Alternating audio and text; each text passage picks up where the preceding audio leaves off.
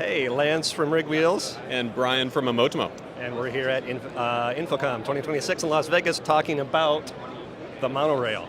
The Monorail is a single track solution right here. It's got a gimbal underneath it, one of the DJI gimbals, and you can support up to 10 pounds of camera.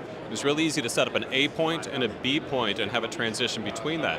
And what that means is you can get really fast setups of an auto tracking shot where it's super smooth, it's super easy to set up, and you can just let it run in the background so that it's managing really everything the gimbal can control along with the monorail function. You've got your monorail, you've got your linear, you've got your pan, you've got your tilt, and you've got your zoom control in there. There's actually a subtle zoom that we're controlling tilt motors around. So, but it sounds complicated, but really in about 3 button clicks you can set this up.